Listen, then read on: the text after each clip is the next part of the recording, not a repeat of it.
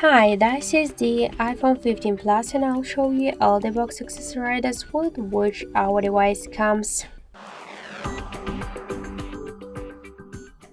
So first let's open the box.